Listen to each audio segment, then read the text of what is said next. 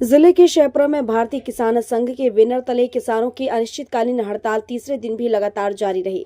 अपनी 29 सूत्रीय मांगों को लेकर किसान दिन रात धरने पर बैठे हुए हैं, लेकिन तीसरे दिन भी उनकी मांगों पर कोई ठोस निर्णय नहीं लिया गया।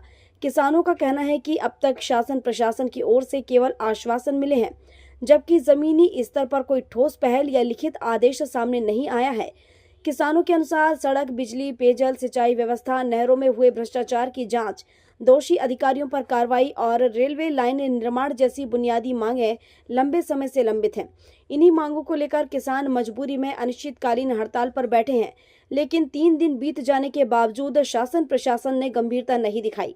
हड़ताल स्थल पर लगातार किसानों की संख्या बढ़ रही है। आसपास के गांवों से किसान, युवा और सामाजिक संगठन आंदोलन स्थल पर पहुंचकर समर्थन जता रहे हैं।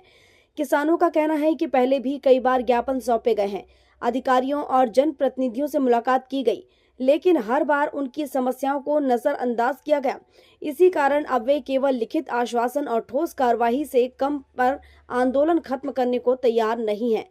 भारतीय किसान संघ के पदाधिकारियों ने स्पष्ट किया है कि यदि शीघ्र ही शासन प्रशासन द्वारा कोई ठोस कदम नहीं उठाया गया तो आंदोलन को और व्यापक रूप दिया जाएगा। जरूरत पड़ी तो जिले के अन्य क्षेत्रों में भी आंदोलन फैलाया जाएगा। किसानों ने दो टूक कहा है कि यह लड़ाई सिर्फ किसानों की नहीं, बल्कि पूरे डिंडौरी जिले के विकास और आदिवासी समाज के भविष्य से जुड़ी हुई है। जब तक उनकी सभी मांगें पूरी नहीं होती, तब तक यह अनिश्चितकालीन हड़ताल जारी रहेगी। तीसरे दिन भी प्रशासनिक उदासीनता के चलते आंदोलन और तेज होने की आशंका जताई जा रही है। आज यह अनिश्चितकालीन हड़ताल का तृतीय दिवस है और हम 24 घंटे लगातार यहाँ पर अनिश्चितकालीन हड़ताल जारी है हमारा। और अभी तक के शासन प्रशासन की दृष्टि से हमारी कोई समस्या का मूल समस्याओं का निराकरण नहीं हो पा रहा है और सिर्फ आश्वासन ही मिलता जा रहा है। और ऐसे ही चलता रहेगा तो हमारी आगे की नीति है कि हम उग्र आंदोलन के लिए बाध्य हैं और हमारी गांव-गांव में विशाल जन समर्थन और जिला जो है उमरिया जिला है उसका भी समर्थन मिल रहा है। और यदि शासन प्रशासन से हमारा ये है कि हमारी मांगों में यदि अतिशीघ्र वो नहीं हो पाएगा, निर्णय नहीं लिया जाएगा तो हम उग्र आंदोलन के लिए बाध्य है और यह NH 45 तक जाएगा और जाम कर दिया जाएगा किसानों के द्वारा। कितने दिनों से चल रहा है आप लोगों का आंदोलन? ये तृतीय दिवस है आज। दिन रात कैसा क्या करते हैं?